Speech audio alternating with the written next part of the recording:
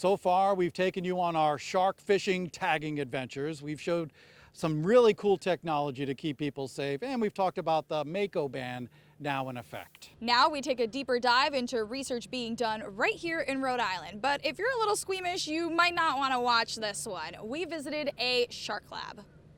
Sharks have been a mystery for decades. The first great white shark has been tagged off the coast of Rhode Island, Enthralling all who encounter them. Second great white shark has been tagged off of Point Judith. And inspiring countless horror stories, movies, and news reports.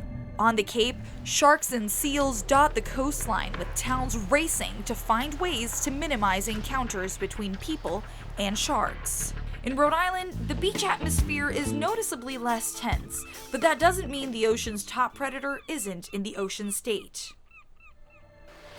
Last year, shark sightings in Charlestown and Narragansett cleared the waters. But we've detected a number of shark species on the array in terms of white sharks and sandbar sharks, sand tigers, blue sharks. Scientists in Rhode Island are researching shark movements, diet, and their lifespan in an attempt to find information that can help conserve these animals. The Rhode Island DEM and the Atlantic Shark Institute first deployed acoustic receivers in state waters in 2019.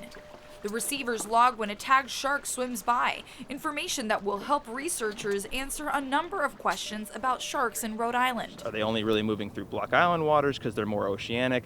Are they more coastal dwelling sharks where they will hug the coast as they move up and down as part of their migration path? Off the coast of Jamestown by DEM's Fort Wetherill Marine Lab, 3 acoustic receivers lie a few feet below the surface, waiting for the next shark to swim by. So this is a brand, we dropped this in May 10th, and it's been detecting every day since then, and if anything comes within about 600 yards of this receiver to 1,000 yards, it will register it in the receiver.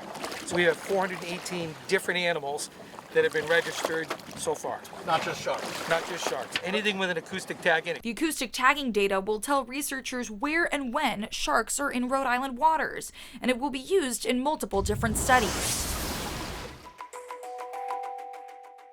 And just 20 minutes down the road, researchers are inside the belly of the beast. So Mako sharks, the way that their bite is set up, right, they're more sort of like a grab and swallow predator. So you can see these 2 bluefish, that's exactly what happened. They bit off the tail even. At the NOAA Narragansett lab, surveying the inside of a shark's stomach is just another day at the office. We like to practice what's known as ecosystem-based fisheries management, and so it's a more holistic way to manage populations in the ocean. That's Michelle Passerati, a fish biologist in the Apex Predators program at NOAA. Stomach content analyses help researchers identify which species interact and if that changes over time. That information all intersects. Knowing a species' food source and if their food source is changing can influence management decisions. And we found plastic bags. Plastic bags, plastic bottles, fish weights we had just a few days ago. Yeah. What else was in that one? There was like a wire leader. A wire leader and some little chain links. Right. Not in a, what was it, a black tip shark stomach? A balloon.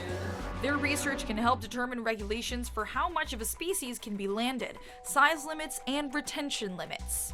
From sea to table, how healthy a fish population is can be reflected in your own diet. Things that we're used to seeing at the seafood counter may not be there in as great as numbers, or one might become more prevalent and others might decline because those dynamics have now changed. From dissecting beached great whites to aging sand tigers, Passerati focuses on the life history of these animals.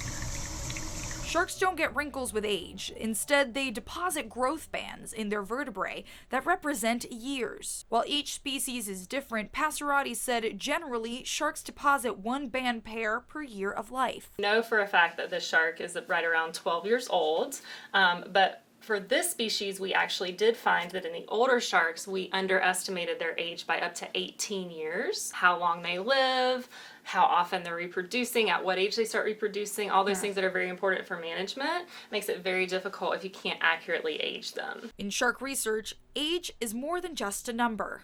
That all goes directly into calculating how fast a population will grow on its own, and then factoring in fishing pressure helps us to determine whether a population is being overfished or not. I love that term, apex predator. What an interesting place to visit, right? You can watch our full 12 on 12 digital original Sharks on WPRI.com right now. For TJ Del Santo, I'm Adriana Rosas Rivera, 12 News.